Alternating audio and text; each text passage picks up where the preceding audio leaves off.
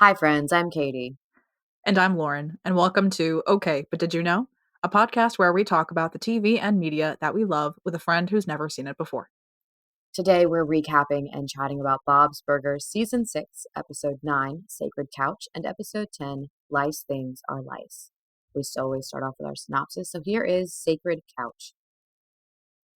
The Belcher family has an impromptu intervention and tell Linda they need a new couch. Linda loves their old couch since it holds years of memories and refuses to get rid of it. Louise and Bob have a talk in the kitchen, and Louise thinks it means she should sabotage the couch so they can buy a new one. They go couch shopping, and Louise admits to what she did to the couch, leading Bob to explain he never wanted her to destroy it. They find a new couch, and Linda finds out that Louise killed the couch. Linda runs away upset, and the kids get the sofa queen to talk to their mom. The sofa queen tells Linda she has a nasty couch and convinces her to buy a new one. Louise and Bob feel guilty when they see the old couch on the curb, and Louise wants to bring it back inside. The family has to hunt down their couch and find out a band is going to burn it. They trade the old couch to them for the new, and they burn that instead. Okay, let's start with our puns. What did you get for the vacant storefront? It was Little Shop of Hulas. For Little Shop of Horrors. I think this one's kind of cute, but I don't think you need a shop specifically for hula.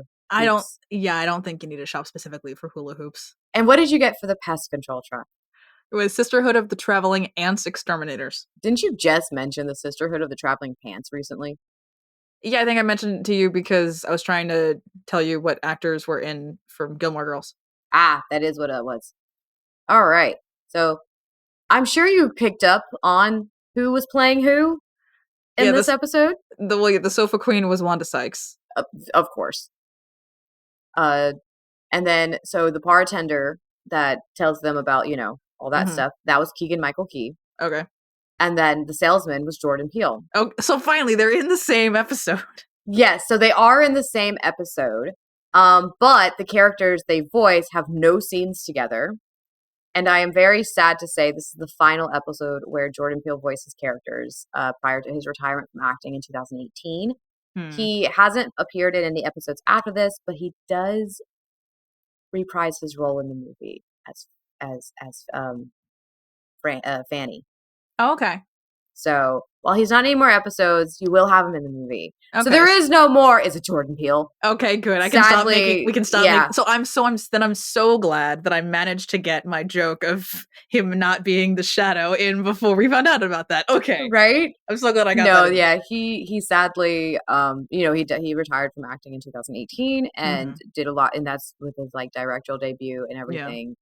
Yeah. But those were amazing. Well, okay, I've only seen Get Out, so I can't say much. I still need to watch Us, and there's another one. I think I saw most of Us. I don't think I ever finished it.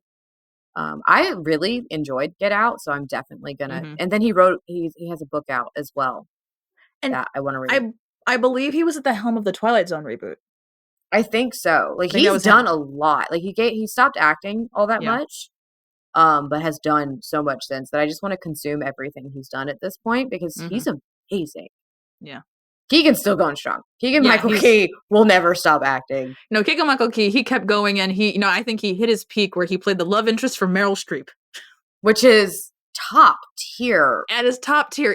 It's still a weird, it's still not the world's best movie adaptation of a musical. However, I don't think you can do much better than being the love interest to Meryl Streep. Which one was this? The Prom.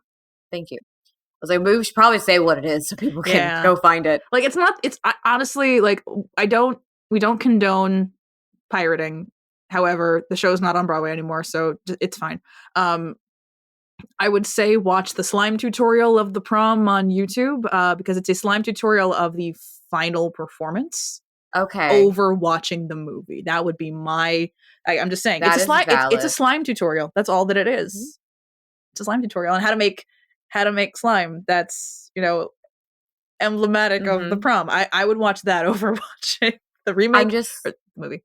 I would just say that Broadway is the least accessible form of media that we have. I would agree. Even though we have actual pro shots of various stage performances. I think it's really unfair to not put those out. I think so too. And fun fact for those who do not know, every stage performance does have a recording. It's an archival thing through a subset of the New York Public Library if you have a New York Public Library card. I mean, you have to prove that you're watching these things for research purposes.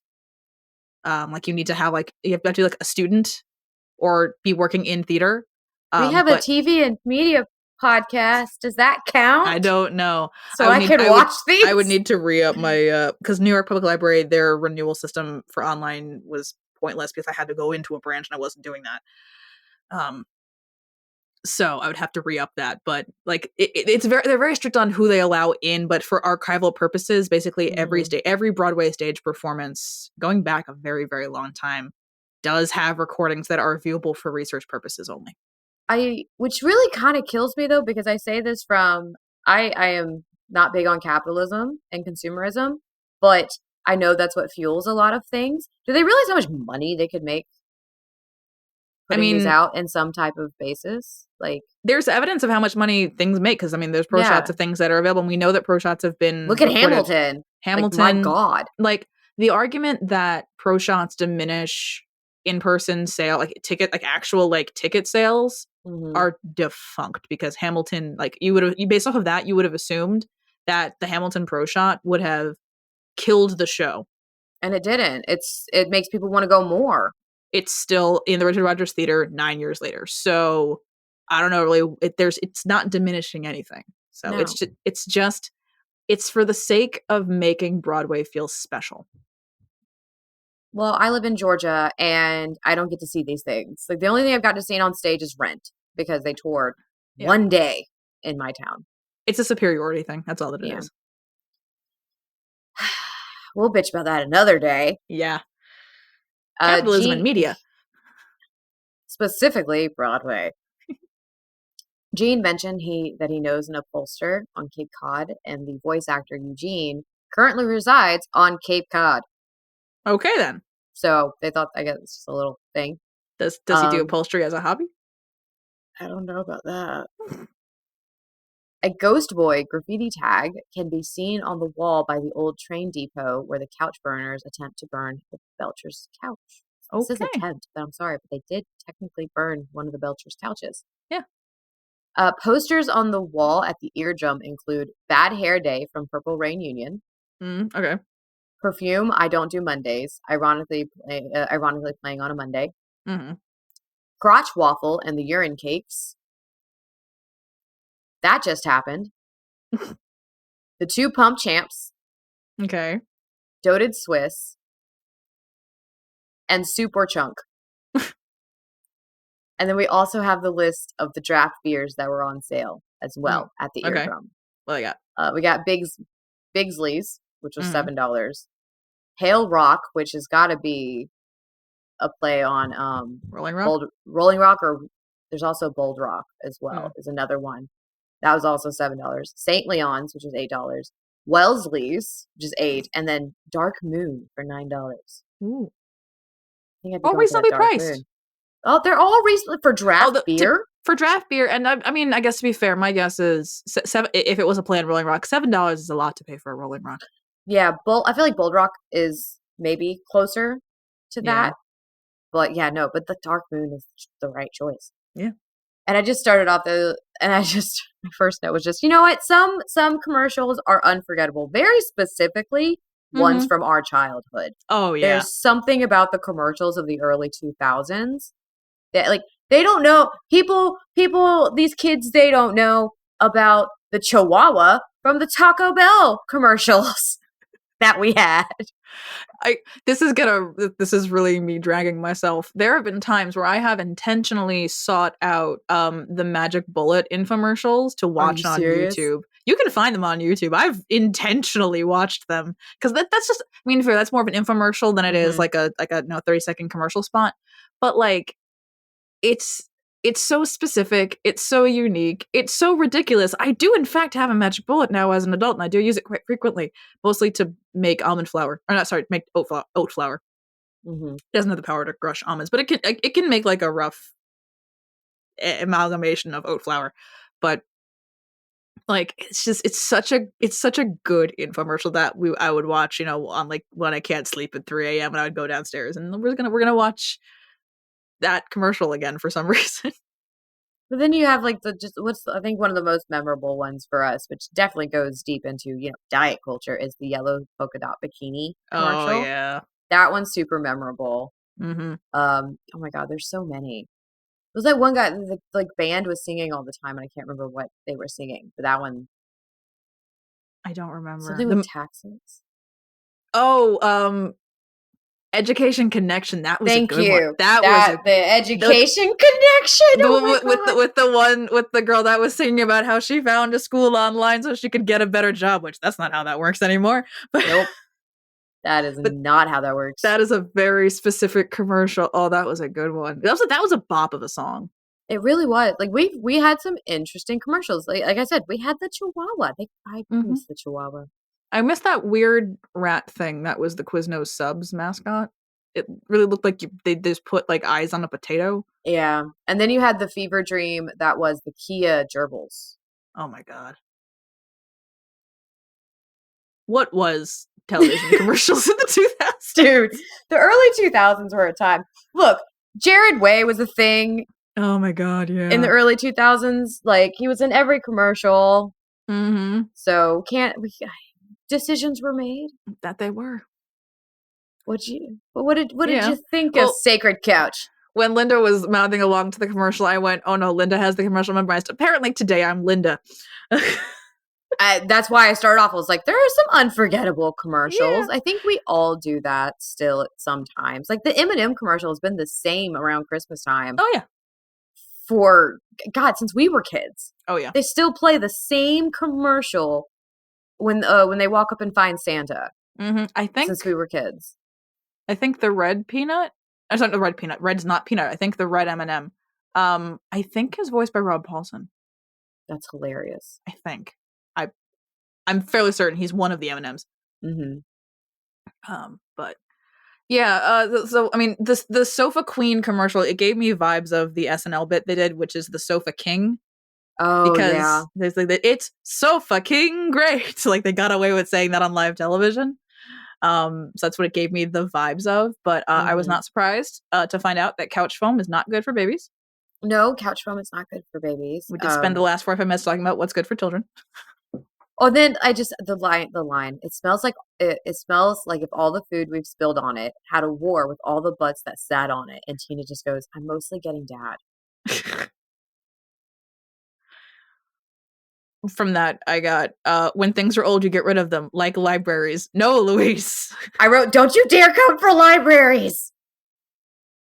She's 9. She doesn't know what she's talking about. No, this is true. But like, this was me talking to the episode. I was like, Linda, couches are just things. It's the memories that matter. Like, just because you have a different couch doesn't mean the memories go away. Like, in my bedroom, because I'm currently, my recording studio is my bedroom. Like, I know what it used to look like with different furniture. I remember the memories. I much prefer this layout because pictures exist. Pictures exist. Like, just because the furniture is different doesn't mean that the memories are gone and all of that other stuff. But to be fair, couches are expensive. They are. As well, I currently have a nasty couch because couches are expensive. It's not nasty, like you wouldn't sit on it, but like we've had it since before my son was born. 2 kids, 2 dogs, 2 cats, and us adults. Yeah, we need a new couch. Yeah, they don't last. I'm gonna sound old. Things don't last as long as they used to. No, they don't. And I'm really bitter about that because couches used to last a lot longer. But no, here we are. I agree. Although, to be fair, with all of this, like, I'm gonna say the fault is still on Louise because she decided to do this. However, Bob did kind of order a hit on the couch. He kind of did, and he just didn't realize that he did. Yeah, by saying, but like, no, as if parents, something happens, that's true. We'll say but, stuff trying to mean one thing, and then the kid takes it the whole other direction. You're like, wait a minute, I didn't mean it like that. No, but I really don't fault Louise for taking that as, oh, we'll just file away at like the support beam and just let it break. Because I mean, but to be fair, like how long would it have taken for that to happen naturally? Maybe not that long. Maybe not that long, but she wanted to speed up the process a little bit. Exactly. I did love Linda though. I'm numb. Say it until I feel something. But I think we've all been there. Yes, we absolutely have. You just watch like the same like TikTok over and over and over again because it's like you think it's gonna help you feel something. Look, we've been listening to the Agatha all along. Constantly. Constantly. I can only say I can try and justify it with I'm trying to figure out who sings which parts in the round section. It's definitely hard to figure out there, I have to admit. The only one that I've confidently picked out is Patti LuPone, and that's because she's Patti LuPone and her It's voice Patti, is yeah. very distinct. It's the case of I can't figure out where Sashir and the other actor, I think Allie is her name, who plays Alice. I can't figure out where they come in because their things aren't as rhythmically the same as the melody. Yeah. That's my issue. Is I got to figure out where they start and how it changes. That I'm going to justify that. That's why I'm listening to it over and over again, not just because I have problems. Down, down. I can't get Okay, us started. I cannot get us started. No, we can't get started. But to be fair, by the time this is out, we're gonna do we haven't done it yet because as we record this, there's only 2 episodes out of Agatha all along. But we are going. And it's like literally just hey, we're doing this. It's we've just decided to do it. We have nothing planned. But by the time this is out, if you want to check out our Agatha all along special, it will have been out for like a month. Yeah, just because we watched the first 2 episodes. It was okay. The way it happened was actually really funny, and I want to say it. We both were chatting, like just texting back and forth, leading up to it beginning. Really excited. Then when Lauren goes, "All right, it's starting. I'll talk to you later. Like I'll talk to you as soon as this is over." Because there are times where like I'm okay with like live texting people while I'm watching. That was not one. That was not a thing. Like this is the thing of like I need to just zone in and watch this. Exactly. So same. And I did the exact same thing because I'm like sitting on my bed, giddy. Yeah, it was like an hour of us being excited that it was going to start, and then like the 45 minutes that the 2 episodes ran of silence. And then as soon as I finished, because we had to pause for a second, as soon as I finished that last episode, I pick up my phone. You had texted me like 2 minutes before. Mm-hmm. Like we really did do it like that. But then we were instantly like, okay, yeah, we're totally recording an episode just about Agatha all along. Where's my phone? I will. I'll find the text exchange because it really wasn't too much. It really wasn't. But this is so funny after us talking about different things with media and us being so, like mainly me, but us being so pissed off at Marvel for everything that they've been doing, like how they've been doing things. And then I'm like, never mind, Agatha all along is out. I forgive Marvel for everything they're doing. And then they released, today as we're recording, they released the Thunderbirds preview. And now I'm excited for that too, because Bucky Barnes and Elena. So I have issues. Yeah, our text conversation literally went from 8:59 p.m. Okay, I'm shutting up now until after we watch these episodes. You said heard, and then at 10:12, I go, I'm greatly looking forward to whatever gay shit they have planned for Catherine Hahn and Aubrey Plaza. And then we talk for a whopping 8 minutes before I go, do you want to do an Agatha all along special when it's over? It took 8 minutes for me to go, yeah, we're doing this. That did not take long at all. No. I loved the line in this. It's the Sofa Queen, the leader of the Ottoman Empire. Like for a while, I was like, is she just a paid actor? And they're like, oh no, she owns the store. Okay, that makes sense. But like, to be fair though, like them getting 60% off the floor model, I take it. I would take that also. Like to get a couch under $1,000, absolutely. Though, oh my god! But them laughing and they're like, it has one small stain. The whole family bursting out laughing. It's so good. We'll show it what a stain is. But maybe we don't go to the random furniture saleswoman for therapy, basically. Yeah. Like I was okay. It made sense to have the queen, talk her down a little bit. But yeah, maybe the hugging a perfect stranger is a bad idea. Yeah. But then like you have the whole thing too of her being like, you're going to think I'm just trying to sell you a couch. I am. But like, but also you're crying into my display furniture. Please don't do that. Yes, please don't cry. The Sofa Queen actually did, I think, a pretty good job dealing with that situation because you don't want to like tell the frazzled, sobbing woman, get out. Yeah. You also want to make a sale. This is true. And also I feel like I'm gonna say it. I feel like emotionally destroyed people are probably the easiest sells on things. Ouch.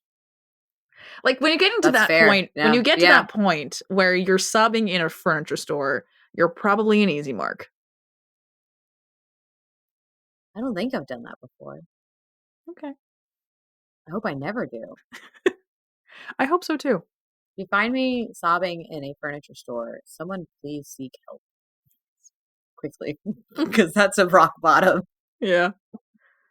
But the garbage bandit situation, because this is what my family jokes, because pretty much anytime we put out like a piece of furniture that's probably fine, like we have replaced it because it's past its use for us. I would say 8 times out of 10, it doesn't actually make it to the garbage truck. It's just someone picks it up. What was funny, down to because I had this like desk thing that I just had no use for. It was taking up this entire section where I'm sitting, and it was just taking up space, and I was getting claustrophobic just staring at it. So I put it outside. No one took it because I think they couldn't figure out exactly what it was. I had dismantled it, so like to take like the top part of it off, so it kind of looked weird. But one time I woke up at like 1 a.m. to hear clanging outside because my window is the front of our house, and someone was taking. We had thrown out our broken water heater. I woke up at 1 a.m. to some guy just putting it in the back of his truck. I'm guessing he's breaking that down for parts. I don't want to know what he's doing with an old water heater. It's just the fact of that didn't make it to garbage day, that some guy just took it. That's random. Mm-hmm. It's a weird town I live in. So do you want to yell about how they burned a perfectly good couch? Why? Like they burns a They literally set $500 on fire. They did. And I don't care how many memories are seeped into your couch. It's a broken couch. It's a broken couch. And you burned the fucking... They literally set $500 on fire. They quite literally did, and took pictures of it, and you know, as somebody who would really love a new couch but can't afford one, because couches cost like $1,000. It really, really, really, really is hard. Like finding a $400 couch is near impossible. There's one near us that we have found because our Big Lots is closing. We still can't seem to pull the trigger and just go, let's just go get it. You know, like we still haven't even reached that point of like, maybe we should. They're closing only our Big Lots in our area, and I'm like, will it come down anymore? I'm being risky. I'm being risky. I'm like, what if it goes down even more? Yeah, then we could get a couch for like $300, like because the couch's original price is $1,200. Yeah, it's nuts. Like it's who. I know who. Like I could easily look at who wrote this because I don't always talk about who writes the episodes, but I'm angry and I have words because they already have money issues because the restaurant does not make a lot of money. They're late on rent all the time. They spend the money on the couch and then burn it. And also, I wrote down, I'm like, I don't really think they can afford to close the restaurant for an entire day to go couch shopping. Nope. So they're losing even more money than, you know. So I love this episode for what it is of like Linda and her memories and like just the family being the Belchers because it's one of those episodes.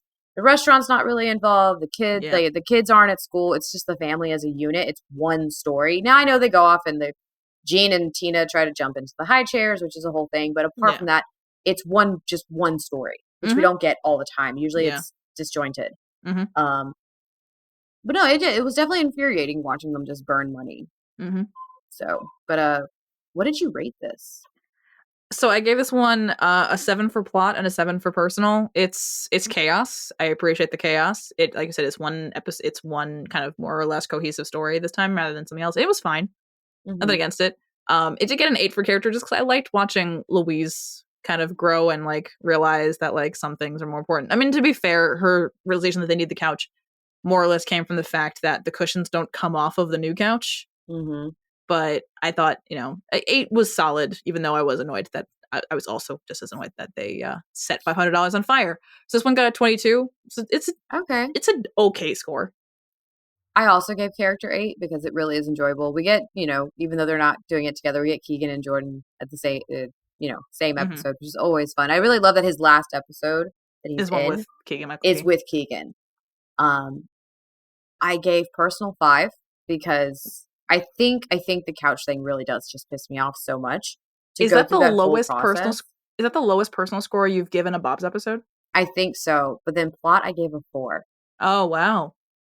Because they go through this whole process and only to do what they did.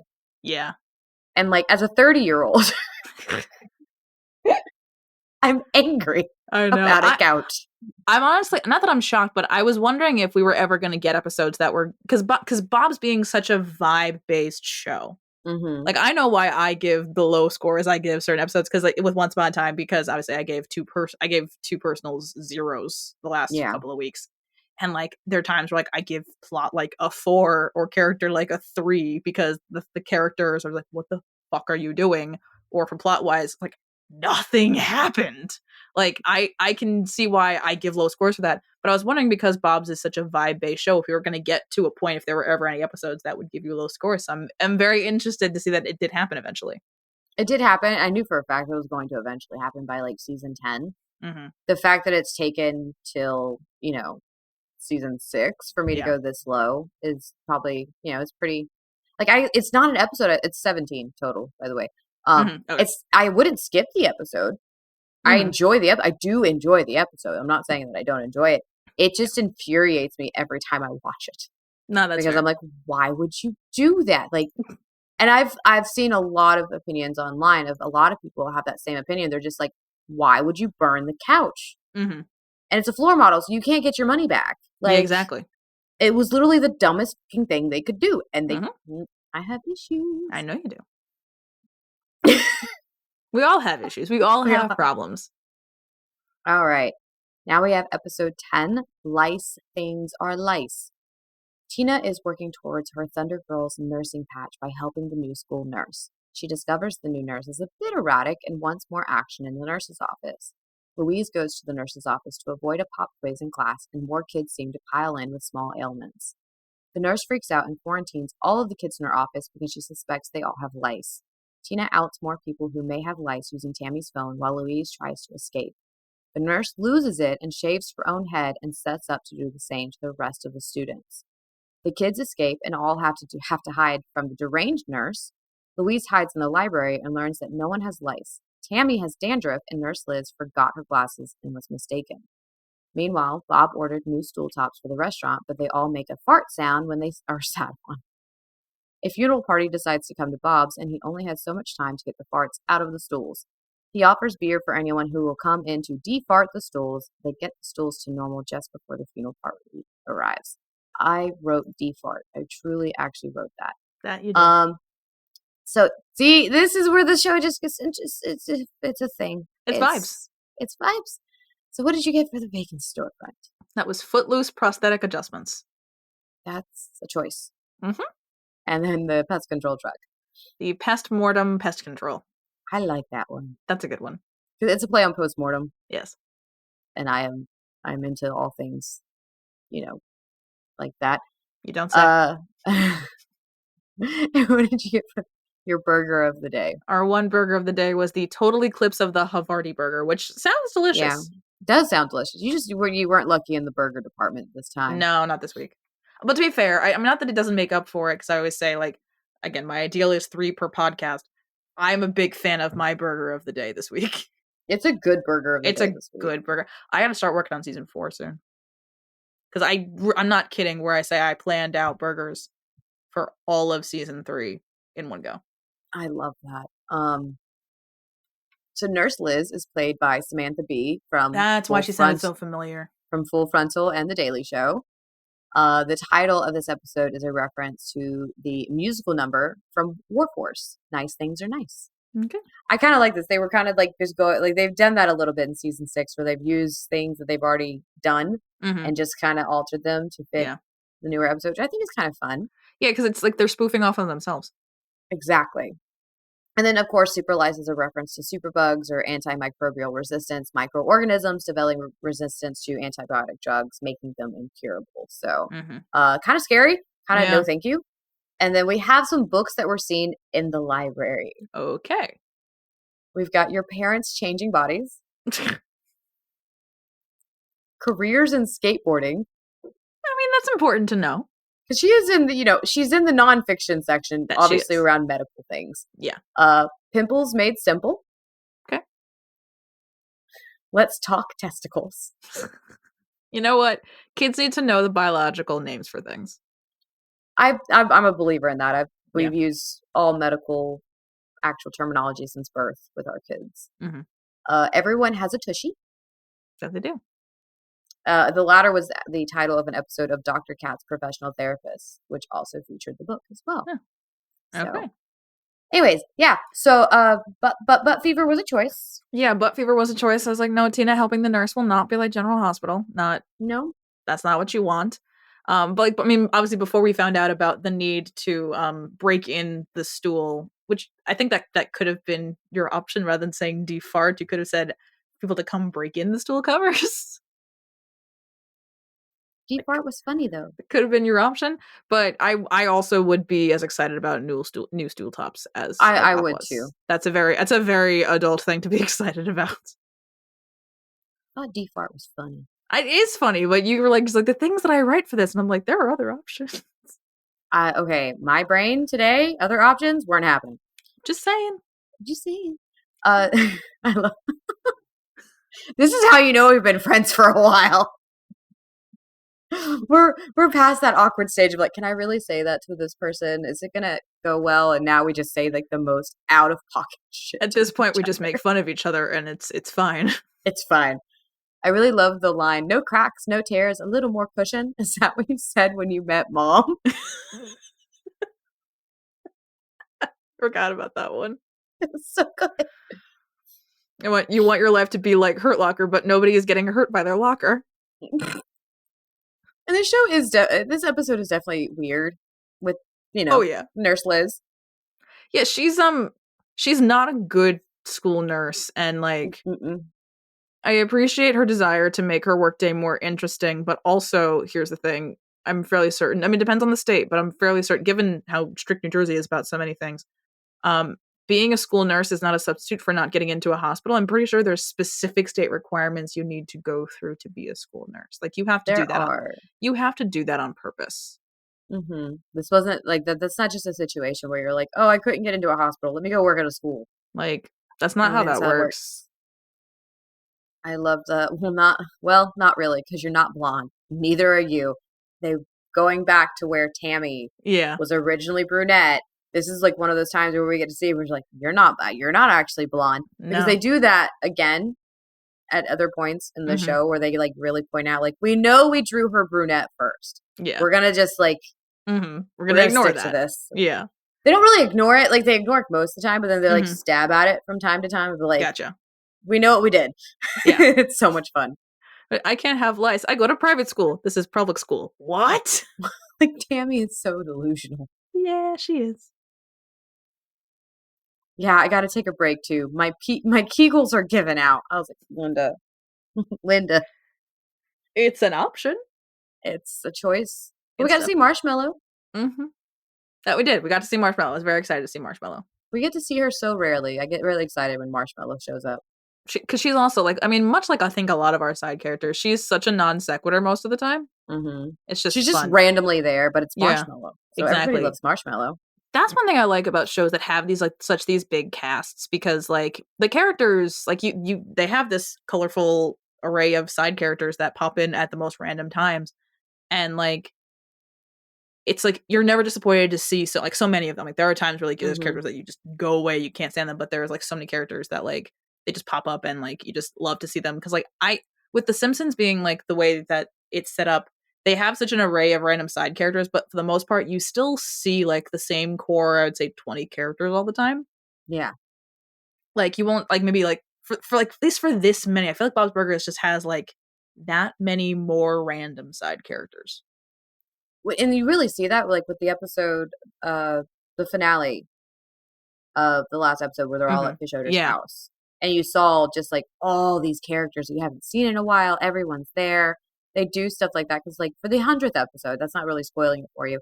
It's the 100th episode of the show. They're going to fit as many characters as they can into that, because it's a celebration of the show, because hitting 100 episodes is a huge deal. Like, look at us. We hit 100 episodes. It's a huge deal. Exactly. This is in fact episode 102. This is so weird. I know. We're doing it. We're doing it. So it's a lot of fun, and I enjoy when they do that. It's just Marshmallow is one of those characters we see the least of. So when she does pop up, it's nice because they start using, because like the kids of course have all their friends, and they like add a kid here and there, and then you'll maybe see that kid like in a scene. Yeah. But they definitely keep to like Zeke, Tammy, Jimmy Jr. Regular size Rudy becomes a big thing. Like he actually becomes almost like your almost like the kid's Teddy, Okay. if that makes sense. Yeah. Like regular size Rudy ends up being around a lot. Which I think is kind of sweet though with some of the things they do with his character. So it's a lot of fun. Yeah. Bob's is just they do really, really well with this. And I think so. after like the popularity, like you said, of The Simpsons and Family Guy, it's hard to make something like this again, I feel, because people have already done it, so you don't want to feel like you're copying. Yeah, exactly. Which is like the entire premise of all Family Guy does is like talk about how they're just like how they're not just like The Simpsons. They make so many Simpsons jokes, it's absolutely ridiculous, actually. Yeah. The amount of time it took them to get their crossover is still funny. Yeah. This nurse, she was just so bad at her job. Like the entire episode, I was just like, this is just no, you're definitely not supposed to tell the kids who patient and parents who patient zero is. Like, that's definitely not something you're supposed to do. The whole system of listing the kids who've been exposed on the news, also a terrible idea. And then I just wrote down, oh, it's shaving heads, isn't it? Like, just about a second before she pulled out the clippers, and I wrote down, called it. Oh, yeah, shaving. Let's shave the kids' heads and send them home. Like, that's a great idea. Definitely illegal. Because I wrote down, I was like, well, at least Louise is protected because of her hat. And I went, nope, or not. And like, that's not how lice work at all. But yeah, so much of this episode was just she was focusing on how bad she is at her job. But like this school, who are they? Like, who is in charge of hiring at this school? Yeah, you got her. The principal does not care. No. Have we ever seen Mr. Ambrose? Who do you don't like? You eventually see him. I don't like. I mean, in the case of this episode, I guess Mr. Ambrose hating his job and walking out of the room, I mean, it worked to their favor, and it was kind of funny, but that's more a personal thing of me having a library school degree. I don't like how much he is bad at his job. Like on a deep personal level, not that I ever had any desire to be a school librarian. Like, of the paths I could have taken after grad school, that one was never on my list, despite the fact that I do have a background in education. Not for me, but it's just that one just hits me on a deep personal level. Yeah, that one kind of hurts. Like, I like him. I like his character in the aspect of he is different. He has a interesting personality, but we all have had interesting librarians in our life, but I don't think they've all been like Mr. Ambrose. No, he's just Billy Eichner in animated form. I feel like that's all Billy Eichner does, though. Yeah, that's basically he does the same character, which is just yelling and either cares too much or not enough. Yeah, because that's all he can do. That's all he does do. If you like that, that's fine. But sometimes I just don't want Billy Eichner to be in everything. Yeah, well, because I think what sums up his style of acting perfectly is the line from Parks and Rec that Donna said to him after his rant on the phone was, "Is there some medication that you either took too much of or not enough of this morning?" That's perfect. I forgot about that line. That basically, I need to rewatch that. That's such a good show. So good. I don't think my husband's ever seen it, and as we have said before, we need to educate him in what Chris Pratt could have been. Network connectivity issues, man. That line. That's such a good line. Such a good line. My last note was, I mean, I wrote other things about the Clippers. I'm like, because wow, those Clippers suck. But then I wrote down towards the very end is like when they realized that she wasn't wearing her glasses. I went, the nose bumps of truth. The nose bumps of truth. But to be fair, if Tina were like, my glasses are similar to Tina's in that they have just like the things. I don't have nose bumps. Mine do have nose bumps. So I do get them. Yeah, mine aren't tight. Mine aren't tight enough. Mine do. Oh, but you have nose pads. Yes. So it's like mine doesn't. Mine's like the all one piece. All one piece. So well, it's like, I still get like the little indents sometimes. Yeah. But yeah, so I'm saying is like, so like I don't, if she's got sunglasses, I think hers are more similar to mine. That there aren't like the extra nose pads. It's just an extra piece of plastic that's all one piece. She shouldn't have the nose bumps, but it's fine. Would you laugh if you knew that there's a full episode just based on Tina and her glasses? I'm looking very much forward. I like glasses, like based comedy. Like she has a whole episode that's about her glasses. Nice. So I mean, it's way in the future. You got a while. It's gonna be a hot minute till you get there, but there is one. Sounds good. Considering I've been teasing stuff for you that's happening like in season 6 of Once Upon a Time. Yeah, it's fine. We're just at that point. Like we're, practically halfway. Yeah, I realized last week that when I said we're halfway through Once Upon a Time, I didn't That's do not math. right. I didn't do math correctly because I was like, it's 3.5. That's half of 7. We are halfway through season 3. We are at the 2.5 season mark. That's how math works. With Bob's, we've got a little while until we're halfway. But the Yeah. problem with that, like I said, was It's we're just continuing. under the halfway point. Yeah. Because they just finished, like, we watched Season it today, 14. the last episode of season 14. Yeah. Because they gave us 3 more episodes. So we're, like, just under the halfway point.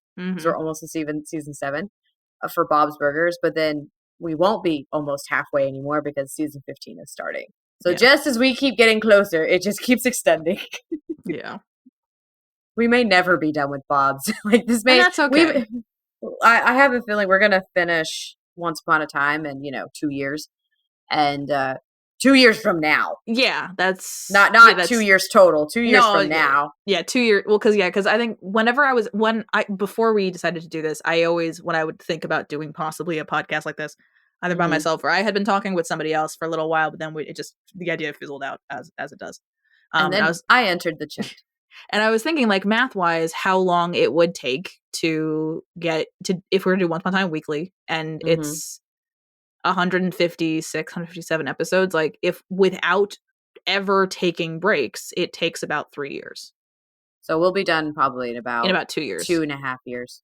Yeah. I say 2.5 because we're going to take breaks. Because while we love you all and we love what we do, we have lives. We do have lives, but that's where our bank comes in handy. So we handy. have, like, with our current roster of specials, our bank is back up to 12 weeks. Wow. And we'll be introducing movies too. So it's going to grow even more. Because that's fun fact with the specials. We record those at the same time as we record main series. They just get placed on our schedule differently. That way we can grow our bank while we record, or at least make up for, like, a time that we're going to have to take a week off or something like that, because we have lives and vacations and medical issues and need breaks. We need breaks. This is a lot of fun, but it's also a lot of work. It's also a lot of work. So what did you rate Lice Things or Lice? This one did slightly better than the last one. This one got 8s for plot and for character and a 7 for personal, because personal, again, she's so bad at her job. But, like, I enjoyed I enjoyed enough of this to not give it, like, a lower personal, like, I have a hard time finding Bob's episodes that I feel like, much like I said with the last one we just talked about, where I was, like, interesting to see if you were going to ever have any, like, low scores. So this one gets a 23. That's how the math works. So I was wondering if you were going to have, lower scores. Like, I feel like it's going to take really egregious things for me to give Bob's things, like, lower than, like, a 6. Give it time. Okay, because I was going to say, because I was like, with what I feel like it's also easier for me to give lower scores on Once Upon a Time, because it's my show. Yes. But it's a very plot heavy show, a very writing heavy show, where it's easy to be like, then you missed something there. Like, we're definitely missing a few story beats that should be there. But there are definitely some episodes, like, as you just saw, like I said, I don't mind Sacred Couch. I don't skip it. Yeah. But it makes me angry. I'm going to keep referencing the one episode that's in, I think I said season 10, that just, I'd skip it. Like, it is so rare that I would skip an episode of Bob's Burgers. There is one episode I already have in mind, because looking back, there are a lot of episodes I don't remember them, because once we get past a certain point, I have not seen them as much. And I want to say, like, season 11 up, I've started trying to rewatch them recently, like when I just turn the TV on randomly, like I do. When I fall asleep to Bob's Burgers, I've stopped going back, like, to the beginning. And I've gone back kind of towards, like, season 11. I'm like, okay, let me see if I can remember what happened here, because I haven't seen those as much as the ones we watch now. Yeah. But there is one that I'm just like, it's not only my most hated episode. I think it is quite literally the most hated episode in all of Bob's Burgers. Like, it's so bad. And that happens so rarely, as you can see, because we're, almost 100 episodes in, and not yesterday, my God, the last episode, I think, was the lowest score I've ever given so far. because this one is 7 across the board, so it's a 21. Yeah. So this Okay. one's also not that bad. So it's like I would say, 7s across the board is always like, it's okay. There's nothing structurally wrong with it. It's just fine. See, and like I'm looking at these, I know already off the top of my head, I know what House of a Thousand Bounces is. I know about Harmoniums, Pro Tiki Con Tiki, Bye Bye Boo Boo. Like a lot of, oh God, the Horse Rider is this one? That's hilarious. That's what I think it is. We're gonna have fun. But like the Stand By Gene and Wag the Hog, I do not remember what these episodes are. Which most of, like I've been able to kind of pinpoint what the episode is up to this point.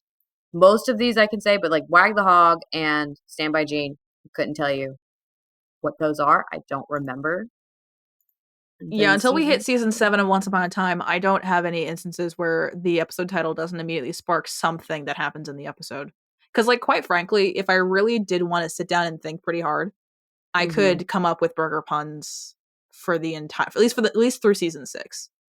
I'm not surprised in the slightest. I've already been ranking in the last 5 minutes. I came up with one for episode 402 because it makes me laugh. I don't know what to do with you. It's the wet out burger. It comes with a flashlight. Oh my God. It makes no sense until you see the episode, but it'll make so much sense. Nothing makes sense. It'll make so much sense when you see the episode. I swear nothing ever makes sense when I'm talking to you until we get, a year into it. And I'm like, oh, that's what you were talking about. You're welcome. Thank you all for listening. Join us next time when we discuss Once Upon a Time, episode 310, The New Neverland. Don't forget to like, rate, and follow the podcast wherever you listen so you can be notified every time we publish a new episode. Follow us at OBDYK_pod on Instagram and TikTok. And if you'd like to join our Patreon, you can find the link with more details in our show notes. This has been an episode of Okay, But Did You Know? A TV and media podcast. It was hosted by Katie and Lauren and edited by Katie.